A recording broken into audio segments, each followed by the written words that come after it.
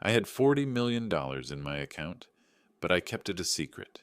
My children treated me like a beggar while spoiling my former rival, their stepfather. They mocked my humble life, unaware of my true strength. And then, at their bankruptcy hearing, I revealed the truth about who the real owner of their homes was. This moment shocked everyone, and the consequences were inevitable. Before we continue, please subscribe to the channel and let us know where you are listening in the comments. God, what a rust bucket! Lindsay sneered as she stepped out of her sleek sedan, eyeing my 1998 Chevrolet Malibu with the same disgust she'd reserved for roadkill. The evening light caught the fresh scratches on the passenger door, battle scars from the used car lot where I'd bought it that morning. Charlie emerged from the driver's side, shaking his head. "You're such a beggar, Dad. Our stepdad just got a new BMW. Silver, leather seats, the works. And you're out here celebrating this?" I forced a smile, wiping my hands on the kitchen towel I'd been holding. "Come on in, kids. Dinner's ready. I made your favorite, meatloaf and mashed potatoes." "Meatloaf?" Lindsay's voice dripped with mockery. "When was the last time you had a decent meal? Richard took us to that new steakhouse downtown last week. $100 steaks, imported wine." They followed me into the small kitchen where I'd set the table with my best plates, the ones their mother had left behind after the divorce. The overhead light cast harsh shadows across the worn linoleum, making everything look smaller, shabbier. "Sit down, please," I said, gesturing to the chairs. "I thought we could celebrate together." Charlie slumped into his seat like he was doing me a favor. "Celebrate what, exactly?" "That beater outside. Dad, it's embarrassing. My friends see me getting out of that thing." "Your friends don't matter," I replied, serving the meatloaf. "What matters is that it's reliable transportation." Lindsay laughed, a sharp cutting sound. "Reliable? It looks like it's held together with prayers and duct tape. Richard's planning to buy me a new Mercedes for my birthday. A Mercedes, Dad, not some junkyard special." The fork trembled slightly in my hand. I set it down, watching them pick at their food, with the enthusiasm of prisoners on death row. "You know," Charlie continued, "it's hard to explain to people why our dad lives like this when our stepdad—" "Your stepdad isn't your father?" I interrupted, my voice sharper than intended. "No, but he acts like one," Lindsay shot back. "He provides for us. He cares about our image, our future. Look at this place, Dad. When was the last time you bought new furniture or fixed that leaky faucet?" I glanced around the kitchen, at the slightly sagging cabinets, the mismatched chairs, the ancient refrigerator humming in the corner. Everything was clean, functional, but admittedly worn. During the divorce, I'd moved into this rental house while they stayed in our family home with their mother and Richard. "I live within my means," I said carefully. "There's value in that." "Value?" Charlie nearly choked on his potatoes. "Dad, you work at the hardware store. You drive a car that's older than my college degree. What kind of example is that?" The words hit like physical blows. I'd spent 30 years at that hardware store, working my way up from stockboy to assistant manager. I'd put them both through college, never missed a birthday or graduation. When their mother left me for Richard, a successful contractor with money and flash, they'd chosen sides without hesitation. "I've always provided for you," I said quietly. "College tuition, car payments, that summer in Europe for Lindsay." "That was years ago, Dad," Lindsay waved dismissively. "Richard's been supporting us since Mom married him. He bought Charlie that apartment, helped with my wedding." "Wedding you didn't invite me to," I muttered. "Because you would have shown up in some thrift store suit, probably driven that monstrosity." Charlie gestured toward the window. "We couldn't have that embarrassment." Something snapped inside me. The careful patience I'd cultivated over years of their dismissiveness, their casual cruelty, their complete disregard for everything I'd sacrificed for them. It cracked like ice in spring. I stood up abruptly, my chair scraping against the floor. "Get out!" They stared at me, forks halfway to their mouths. I said, "Get out of here!" Now. Dad, Lindsay started. Don't. My voice carried a finality that surprised even me. Just leave. Take your opinions about my car, my house, my life, and get out. Charlie stood slowly, his face flushed with anger and surprise. Fine, but don't come crying to us when you need help. I won't, I said, following them to the door. Trust me on that. They gathered their things in stunned silence. Lindsay paused at the threshold, her expression a mixture of shock and wounded pride. You're making a mistake, Dad. We're the only family you have left. I watched them climb into their expensive car, the engine purring to life with the quiet efficiency of German engineering. The taillights disappeared around the corner, leaving me alone with the echo of their words and the weight of 30 years of accumulated resentment. The engine faded into the distance, leaving me with a silence heavier than their words. I stood at the window, watching the empty street where their car had been, my hands still trembling with rage. Beggar, I whispered to the empty room. They called me a beggar. I moved through the kitchen mechanically, clearing the barely touched plates. The meatloaf sat congealing on the serving dish, hours of preparation wasted on children who saw me as nothing more than an embarrassment to be managed. After they drove off into the night, I locked the door and sank into my chair. The house felt different now, charged with the electricity of burned bridges.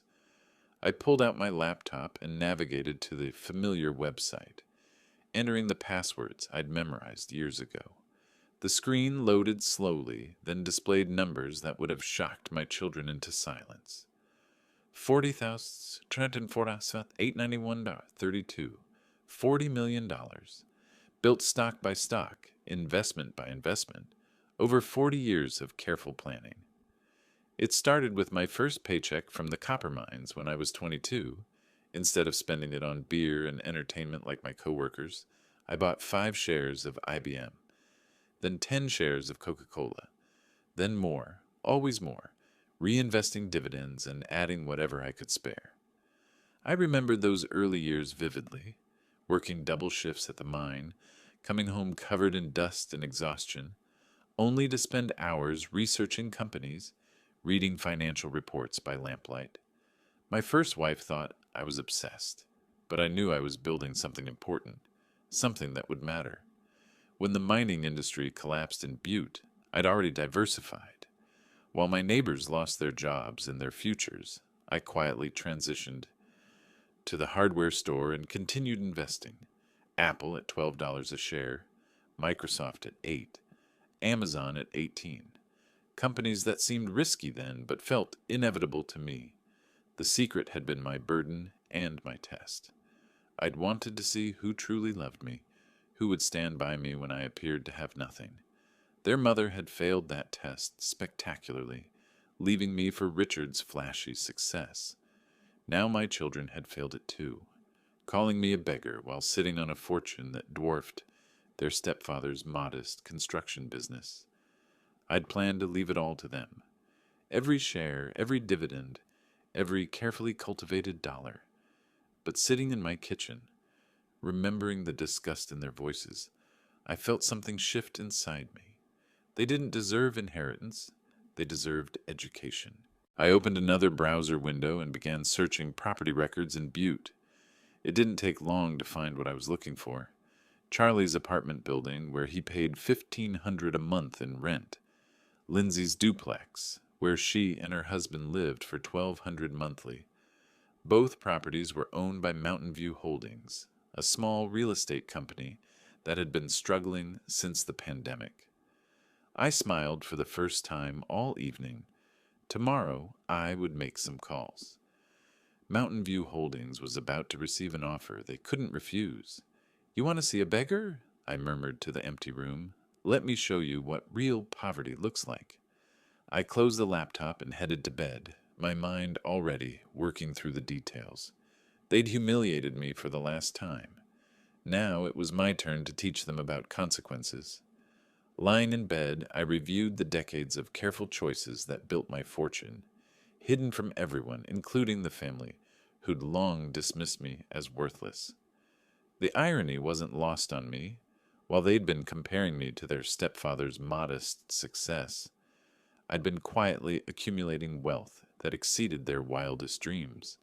Tomorrow would bring new possibilities. Tonight, I fell asleep planning my children's first real lesson in humility.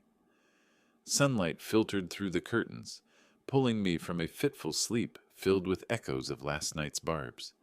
I tossed and turned for hours, their voices replaying in my mind like a broken record. Beggar, embarrassment, rust bucket. The anger had crystallized into something harder during the dark hours, determination. I shuffled to the kitchen and fired up my old desktop computer, the fan whirring to life with familiar complaints. While it loaded, I made coffee in the same chipped mug I'd used for 20 years. The morning light streaming through my small window illuminated dust motes dancing in the air, but my focus was entirely on the screen. My brokerage account opened with its usual security prompts. I navigated to my holdings, scrolling through decades of careful selections. There, Microsoft, purchased at $12, now worth over $400.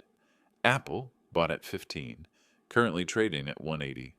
I selected several positions, enough to generate the cash I'd need for the next phase. The confirmation screen appeared. Are you sure you want to sell 50,000 shares of Microsoft Corporation? I clicked confirm without hesitation. As the processing wheel spun, I sipped my coffee and let my mind drift back to the divorce.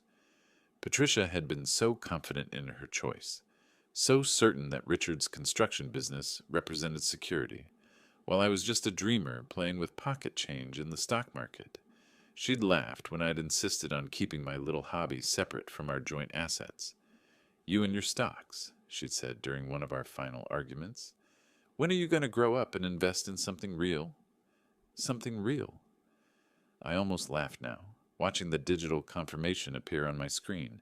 The sale had generated $20,000 in liquid cash, more than Richard would make in 10 lifetimes. The doorbell rang sharply, interrupting my thoughts. I glanced at the clock, 8:30 a.m. Who would visit this early? I opened the door to find Patricia standing on my porch, her face flushed with anger, her expensive handbag clutched like a weapon. How could you treat your own blood like that? She demanded, pushing past me into the house. Charlie called me last night, crying like a child. You threw them out? Your own children? I closed the door slowly, maintaining my composure. They're adults now, Patricia. 30 and 27 years old. They need to learn respect. Respect? She whirled around, her voice rising. You humiliated them. They were just trying to help you see reason about that ridiculous car purchase. Help me see reason? I almost smiled. By calling me a beggar? By comparing me to your husband, like I'm some sort of failure? You are a failure, the words exploded from her. Look at this place, William. Look at your life. You're 62 years old, living in a rental, driving a car that belongs in a scrapyard. Our children are embarrassed by you. Actions have consequences, I replied evenly. They chose to be cruel. I chose not to tolerate it. She stared at me, perhaps surprised by my calm response. You've changed. You used to be reasonable, understanding. Now you're just cold. I'm not cold, Patricia. I'm done being a doormat. Don't you dare blame this on me, she snapped. I tried to make our marriage work, but you were always buried in those ridiculous financial magazines, talking about companies nobody had ever heard of. Richard understands what it means to provide for a family. Richard, I repeated softly, the man you had an affair with while I was working double shifts to pay for Charlie's college. Her face went white. That's ancient history. Is it? Because it seems like you're all still living in that same fantasy where I'm the villain and you're the victims. She stood there for a moment, speechless, her anger deflating into something that looked almost like uncertainty. Then she straightened, gathered her purse, and headed for the door. This isn't over, William. You've hurt your children for the last time. I watched her climb into her BMW, Richard's money no doubt, and drive away down the winding Butte hillside. As her taillights disappeared around the bend, I couldn't help but think about the absurdity of it all. My 30-year-old son and 27-year-old daughter had run to their mother like children after being denied dessert. I closed the door and returned to my computer. The funds from the stock sale would be available in 3 business days. Soon I'd show them all what real power looked like. Those next few days blurred in watchful routine, each morning starting with a glance at my inbox until the alert finally came. Wire transfer complete. 20,000 available in your checking account. I stared at the notification for a long moment, feeling the weight of 40 years of patience and planning condensed into those simple words. The money that would change everything sat quietly in my account, waiting for my command. I grabbed my keys and headed downtown to the small real estate office, wedged between a coffee shop and a pawn store. The receptionist, a young woman with bright red hair, looked up from her computer. "I'm interested in purchasing an apartment building," I said. "The one on Granite Street, Units 108. She blinked. That's a significant investment. Are you working with a specific agent?" "I'll work with whoever can close the deal quickly." 20 minutes later, I sat across from Janet Morrison, a middle-aged realtor with tired eyes and a stack of property files. She slid a folder across the desk. "Mountain View Holdings has been struggling since the pandemic," she explained. "They're motivated to sell, but they're asking $2.8 million for the building." "I'll take it at that price. No questions." Her eyebrows shot up. "Don't you want to see the inspection reports? The rental history? The maintenance records?" "I'm familiar with the property." I pulled out my checkbook. "How quickly can we close?" The next 2 hours passed in a blur of paperwork and phone calls. I signed documents with a steady hand, my mind occasionally drifting to the times I'd helped Charlie with his rent, when he was between jobs. $3,000 here, $2,000 there, always with the promise he'd pay me back. He never did. Janet Morrison seemed almost dazed by the speed of the transaction. "I've never seen a cash purchase move this fast," she murmured, watching me sign the final papers. "I don't believe in wasting time," I replied. That afternoon, I drove to the courthouse to officially record the deed. The clerk, an elderly man with thick glasses, stamped the documents with practiced efficiency. "Congratulations, Mr. Simmons. You're now the proud owner of 847 Granite Street." From there, I headed to another realtor's office across town. Lindsay's duplex was listed with a different company, but the process was remarkably similar. The owner, a widow named Mrs. Chen, had inherited the property from her husband and was eager to sell. "It's been nothing but headaches," she confessed over the phone. "The current tenants are decent enough, but the maintenance costs are killing me." I purchased the duplex for $450,000, cash on the barrelhead. By 5 o'clock, I owned both of my children's homes.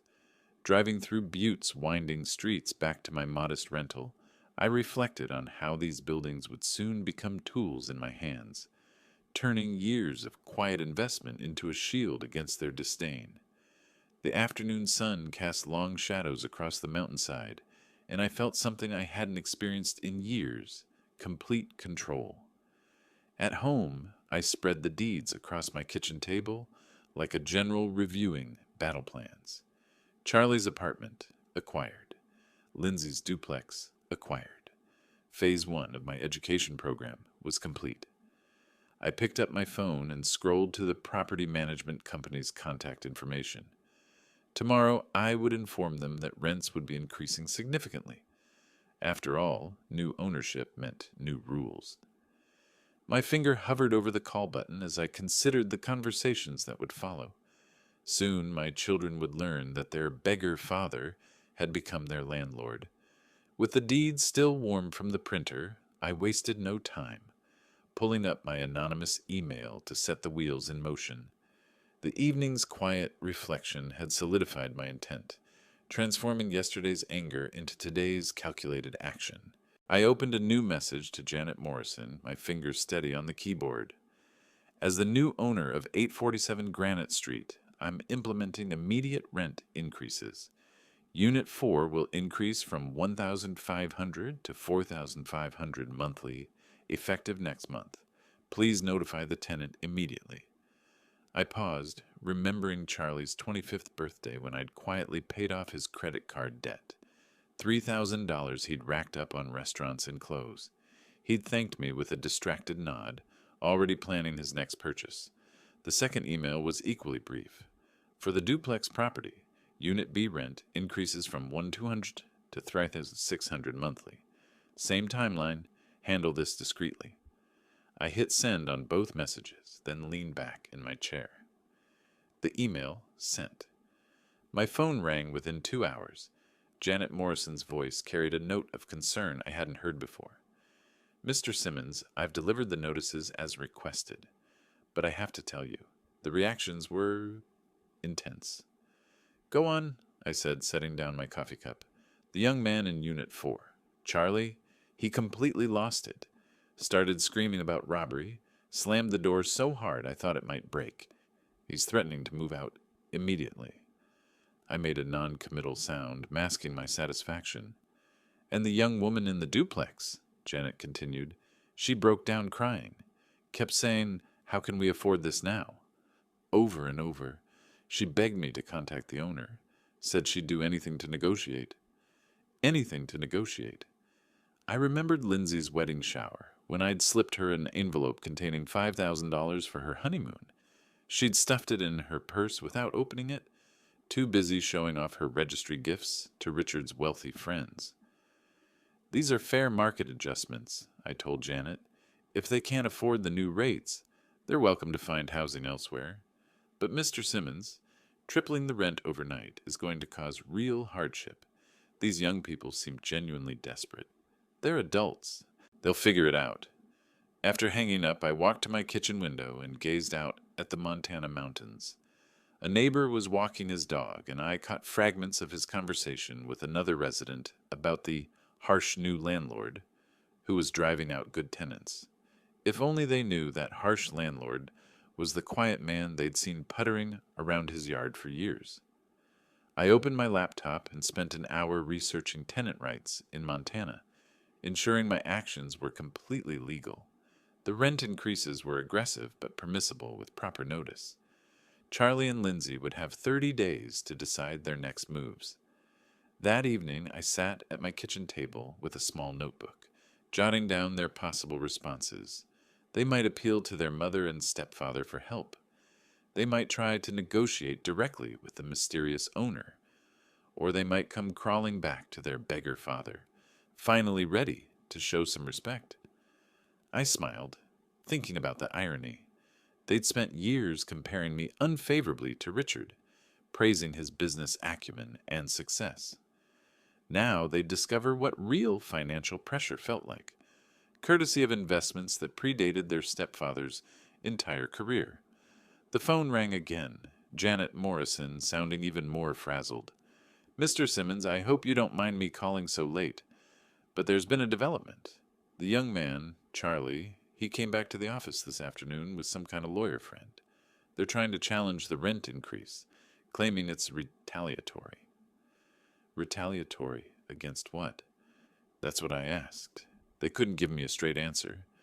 The lawyers seemed to realize their case was weak and left pretty quickly. I listened as she described the chaos.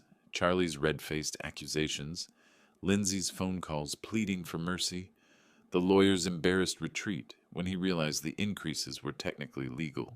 They're both convinced someone has it out for them personally, Janet added. The young woman keeps asking who bought the properties, but I told her that information is confidential. Keep it that way, I instructed. After ending the call, I stared at my phone as it began buzzing with an incoming message. The screen showed Lindsay's name, and I could see the beginning of what looked like a desperate text. My finger paused over the answer button, curiosity warring with the satisfaction of letting them stew in their panic. The phone's persistent vibration broke the afternoon hush, a message from Lindsay flashing urgently on the screen. Dad, please call me. We need to talk. It's really important. I set the phone aside briefly to compose myself. the lingering buzz echoing the realtor's report from the previous evening. Whatever desperation had driven her to reach out, I wanted to savor it for a moment before responding.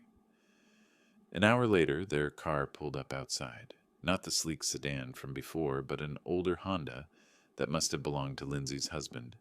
They knocked frantically, the sound sharp and insistent against my front door.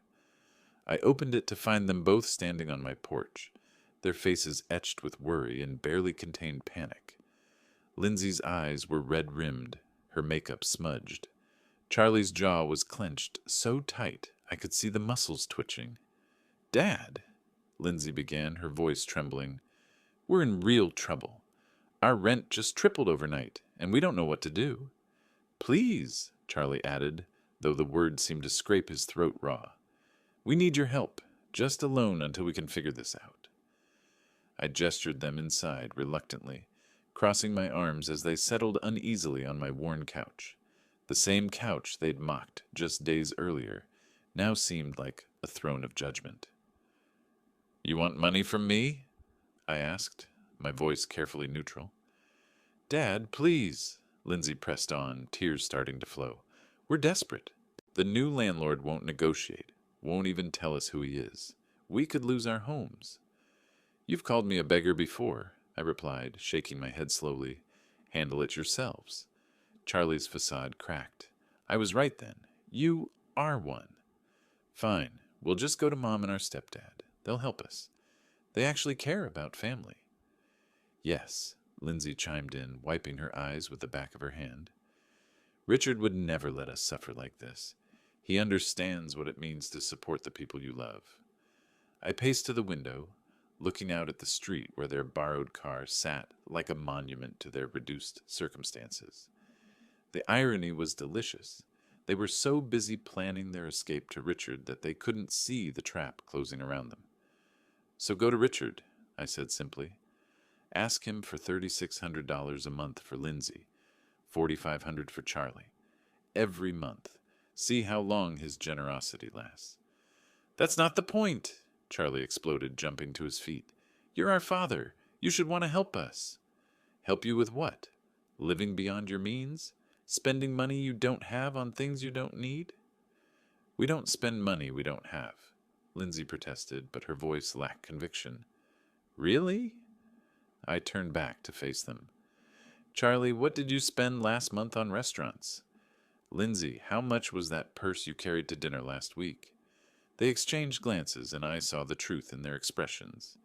They'd been living like wealthy people on working-class incomes, subsidized by their stepfather's occasional largesse and their own denial. "That's different," Charlie muttered. "Is it? You mock my modest life, call me an embarrassment, then come running here when your fantasy lifestyle hits reality." As I spoke, my eyes fell on a small wooden box on my mantel, a childhood craft project Lindsay had made in elementary school, painted with bright flowers and the words, "Best Dad Ever." The innocent little girl who'd created that treasure had grown into this desperate woman sitting on my couch, too proud to admit her mistakes, but not too proud to beg for money. "We're sorry about the other night," Lindsay said quietly. "We didn't mean to hurt your feelings." "My feelings?" I almost laughed. "You think this is about hurt feelings?" "Then what is it about?" Charlie demanded. "Respect," I said. "Something you've never shown me." They sat in tense silence, the weight of years of casual cruelty settling between us like dust. Finally, Charlie stood up, his face flushed with anger and wounded pride. "Fine. We'll figure it out ourselves. But don't expect us to come crawling back when you're old and need help." "I won't," I replied calmly. As Charlie stormed toward the door, his parting shot reminded me of all the times I'd swallowed their slights, but no longer would I let that define our relationship. Lindsay followed, pausing at the threshold to look back at me with something that might have been regret. "This isn't over, Dad," she said softly. I watched their car disappear down the street, my mind already turning to their next moves. They'd go to Patricia and Richard now, hat in hand, begging for rescue. Soon they'd discover that their stepfather's generosity had limits, and their mother's influence could only stretch so far. As their headlights dissolved into the gathering dusk, a heavy quiet settled over the house, broken only by my steady breaths as I contemplated their inevitable backlash. I secured the door with deliberate care and settled into my armchair, the residual tension from their parting words still crackling in the air like electricity before a storm. I didn't have to wait long to see their strategy unfold. Over the following days, whispers began circulating through Bate's tight-knit community like poison in a well. Mrs. Henderson from next door mentioned it first, her voice carefully neutral as she tended her garden. "Such a shame about your family troubles, William. I hope you can work things out." At the coffee shop on Main Street, I overheard fragments of conversation from the corner booth, where Lindsay sat with her friend Sarah, tissues crumpled in her hands. "He just cut us off completely," she was saying, her voice breaking with practiced precision. "After everything we've done for him, trying to help him see reason about his finances." The lies were elegant in their simplicity. They painted me as the cruel father who'd abandoned his struggling children, while they became the victims of my heartless indifference. No mention of their mockery, their years of dismissiveness, their endless comparisons to their stepfather. Charlie's approach was more direct. Anonymous notes began appearing in my mailbox, nothing threatening enough to involve police, but pointed enough to make their message clear. "This won't end well for you," read one typed message. "Family is everything," said another. The phone calls came next. Unknown numbers, silence when I answered, then Charlie's voice disguised but unmistakable. "You made a mistake, old man. We won't forget this." I listened calmly, then hung up without responding. Let him rage into the void. The envelope arrived on a Tuesday morning, official and thick. Legal letterhead from Patterson and Associates, delivered by registered mail. I slid it open carefully, my coffee cooling as I read the contents. Notice of intent to sue for emotional distress and abandonment of parental duties. Patricia's signature sprawled across the bottom, alongside those of my children. They were claiming I'd caused them severe emotional trauma through my sudden and inexplicable withdrawal of support. They demanded compensation for their suffering and my immediate resumption of financial assistance. As the accusations spilled across the page, memories of their childhood loyalties fracturing during the divorce resurfaced, hardening my stance against this latest ploy. I remembered 13-year-old Charlie asking if he could change his last name to Richards, and 15-year-old Lindsay refusing to visit because my apartment was too depressing. I reached for my phone and dialed the only lawyer in Butte I trusted, Frank Morrison, Janet's brother, who'd handled my property purchases with discretion. "William, what can I do for you?" "I need advice on a frivolous lawsuit. My ex-wife and children are claiming emotional distress." Frank's chuckle was dry. "Let me guess. They want money? They want me to resume financial support I never legally owed them in the first place. Bring me the papers." This sounds like pure harassment. I decided to clear my head with a drive into town. At the grocery store, I was loading bags into my Chevrolet when Tom Bradley approached, his expression uncomfortable. "Hey, William. Look, I hate to bring this up, but people are talking about you and your kids." "What are they saying, Tom?" "That you threw them out of their homes? That you're being vindictive because they're successful and you're, well, a failure?" I finished. "Is that what they're saying?" Tom's face reddened. "I'm just telling you what's going around. Maybe you should talk to them. Work something out." "Tom," I said, closing my trunk with deliberate calm, "sometimes the truth isn't what people want to hear." That evening, Frank called with news that shifted everything. "I've been doing some research on your son Charlie. There are some interesting vulnerabilities in his employment history that might be relevant to your case." "What kind of vulnerabilities?" "The kind that make lawsuits disappear quickly. I'll send you the details, but I think you might want to consult with a private investigator. I know someone discreet." He gave me a name and number. Detective Ray Sullivan, retired from the Butte Police Department, now working private cases. I held the card in my palm, feeling its sharp edges as I considered the implications. My children had chosen to escalate this conflict, dragging our family drama into the courts and the community. Perhaps it was time to respond in kind. The lawyer's words still ringing in my ears, I didn't hesitate, punching in the detective's number as twilight deepened outside my window. I brewed tea to steady my nerves after Frank's call, the persistent resolve against my family's assaults solidifying into something harder, more focused. "Sullivan Investigations," came the gravelly voice. "Mr. Sullivan, Frank Morrison referred me. I need someone investigated discreetly. I can meet you tomorrow evening. Beartooth Park, by the old pavilion, 7 o'clock. The next evening I drove to the outskirts under cover of early fog. Ray Sullivan was exactly what I had expected. Weathered face, careful eyes, the kind of man who'd spent decades reading people's secrets. "What are we looking for?" he asked, settling onto the park bench beside me. "My son Charlie works at Mountain States Insurance. I suspect he's been cutting corners, maybe padding expense accounts, falsifying reports. His character suggests he'd take shortcuts if he thought that he could get away with it." Sullivan nodded, pulling out a small notebook. "How deep do you want me to dig?"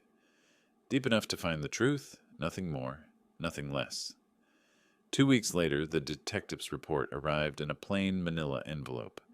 I spread the contents across my kitchen table, reviewing each document with meticulous care. Charlie's employment file painted a picture of escalating dishonesty, fabricated mileage reports, inflated client dinner receipts, even a few instances of claiming overtime for hours he'd never worked, evidence confirmed. Sifting through the detective's dossier, I saw echoes of Charlie's lifelong shortcuts, from skipping chores as a boy to these professional deceptions, solidifying my path forward. The receipt for a supposed client dinner at a restaurant that had been closed for renovations reminded me of 16-year-old Charlie, claiming he'd spent his allowance on school supplies, when I'd later found video game receipts in his backpack.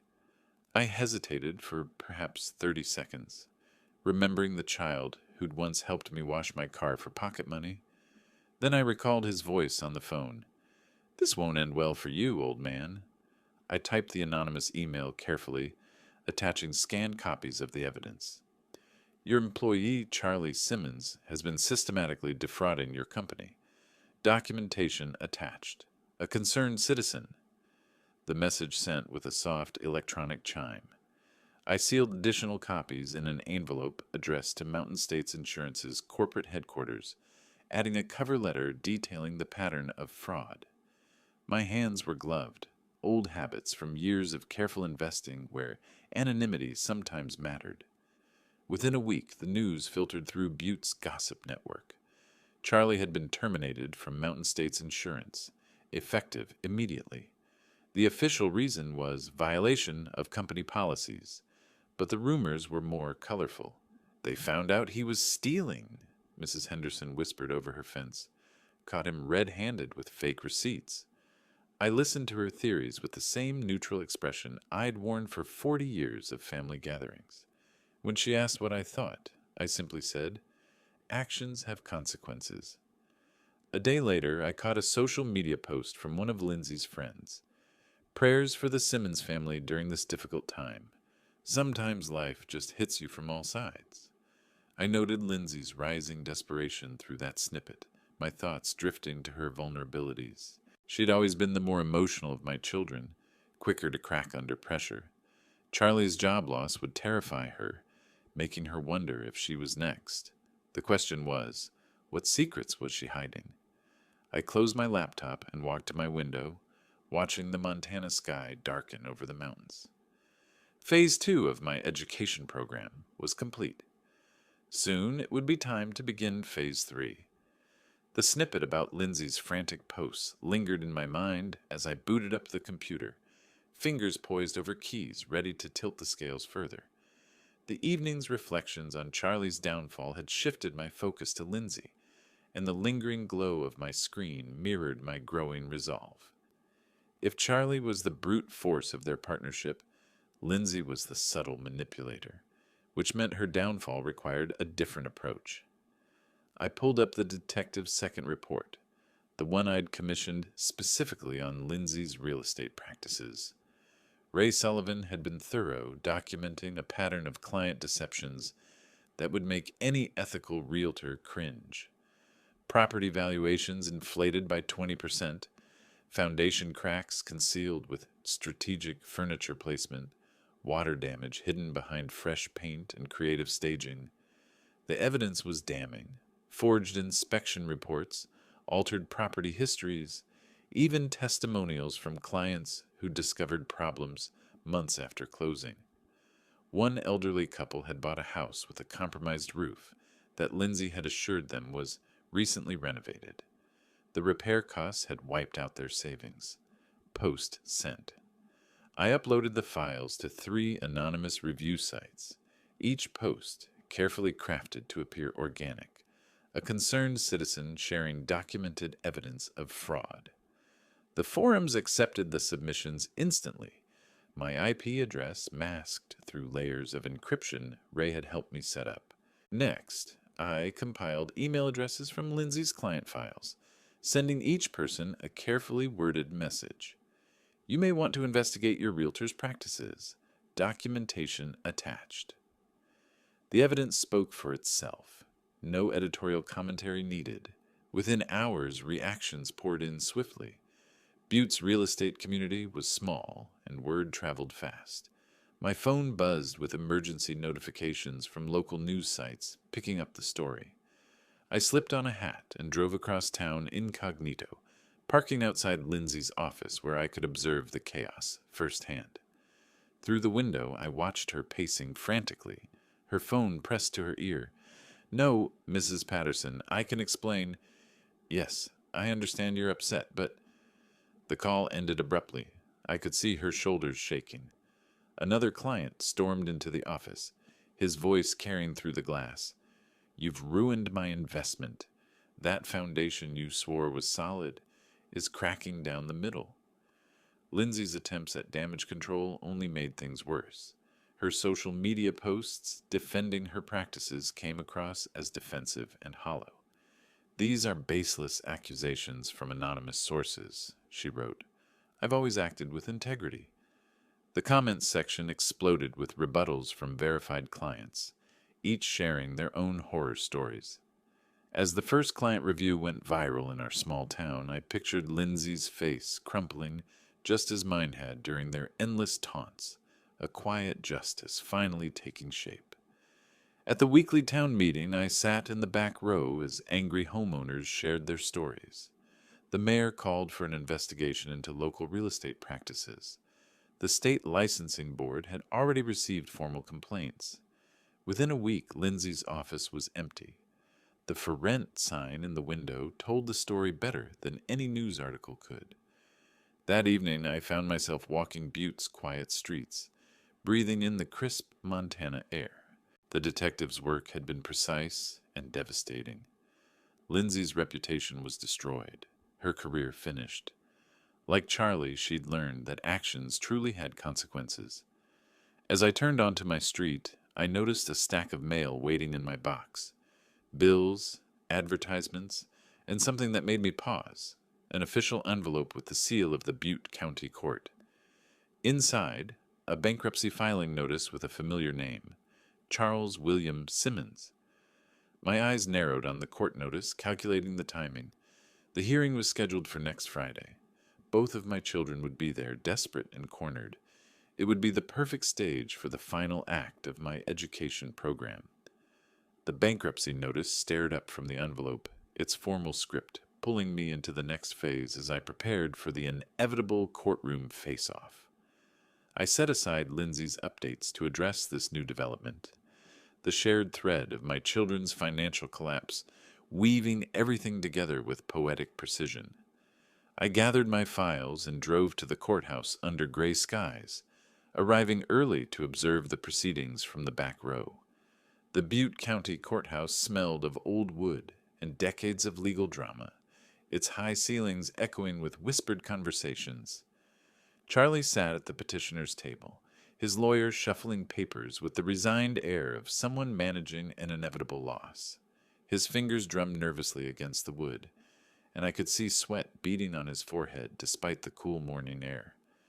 Lindsay had come to support him, her presence a testament to their continued alliance against the world. She kept glancing around the room anxiously, as if expecting more bad news to materialize from the shadows. The judge, a stern woman in her 50s, reviewed the bankruptcy petition with practiced efficiency. "Mr. Simmons, you're claiming debts exceeding $150,000, with assets of less than $30,000? "Yes, Your Honor," Charlie replied, his voice barely above a whisper. "And your primary creditor is listed as unknown property owner for back rent?" This was my moment. I rose from my seat, documents in hand, feeling the weight of decades lift with each step toward the front of the courtroom. "Your Honor, I can clarify that matter." The room fell silent. Charlie's head snapped around, his eyes widening as recognition dawned. "I'm the landlord you've cursed," I announced, my voice carrying clearly through the sudden hush, "and my accounts hold $40 million. Gasps rippled through the courtroom. Charlie's mouth opened and closed like a fish struggling for air. "This can't be," he stammered, half rising from his chair. I handed the court clerk my property deeds, bank statements, and eviction papers. I own both properties where my children live. Given their continued harassment and threats, I'm initiating immediate eviction proceedings. The judge examined the documents with raised eyebrows. "Mr. Simmons, the elder Mr. Simmons, these appear to be in order. The bankruptcy filing becomes irrelevant if you're the primary creditor." "Dad!" Lindsay's voice cracked like a whip. "You can't do this to us." Handing over the proofs, I felt the weight of decades lift, each figure on the statement a testament to the patience that now delivered this irreversible blow. The judge's gavel fell with sharp finality. Petition denied. Immediate eviction granted. Court adjourned. The courtroom erupted in murmurs and shifting papers. Charlie sat frozen, staring at the bank statements that showed more money than he'd ever imagined his beggar father could possess. $40 million, he whispered.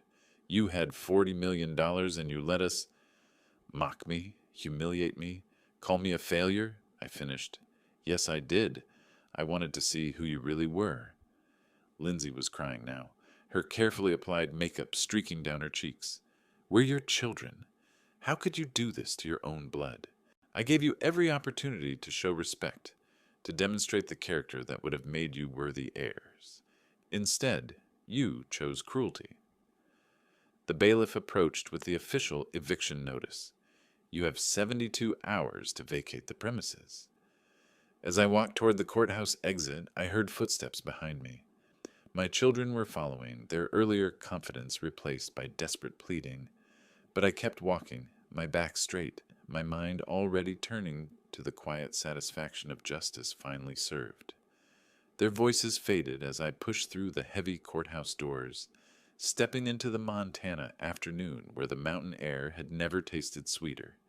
Their shadows lengthened on the courthouse stone as they hurried toward me, faces etched with a mix of fear and feigned remorse that I had long anticipated. I straightened my coat against the chill wind, carrying their whispered urgencies, the unresolved courtroom tension lingering in my posture as I prepared for what I knew would be their final gambit. "Dad, wait!" Lindsay called out, her heels clicking frantically against the pavement. "Please, we need to talk." I paused at the courthouse steps, watching them approach with the desperation of drowning swimmers, reaching for a life preserver.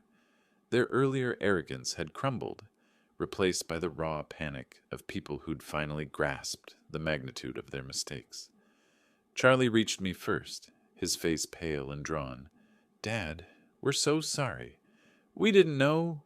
We never realized you had—" $40 million, I finished calmly. "No, you didn't know, because you were too busy mocking me to notice." Without warning, they both dropped to their knees on the courthouse steps, their expensive clothes scraping against the rough stone. The public display drew stares from passing pedestrians, but they were beyond caring about appearances now. Please forgive us, Lindsay sobbed, her mascara streaming down her cheeks. We'll change, we promise. We'll be better children. Charlie's voice cracked as he spoke.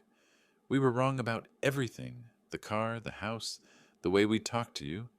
We're begging you, don't do this to us. They knelt before me, invoking childhood memories with calculated desperation. Lindsay pulled out a small wooden heart I'd carved for her in elementary school, holding it up like a peace offering. Remember when you made this for me? You said it would always keep us connected. We're still your children, Dad. We're still family. Watching them scramble for words that once cut deep, I felt the chains of obligation dissolve, replaced by a freedom earned through years of unseen fortitude.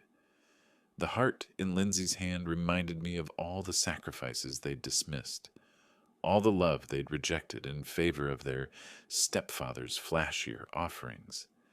It's too late for that, I said firmly, stepping back from their grasping hands. You've shown your true colors. The money doesn't change what you are.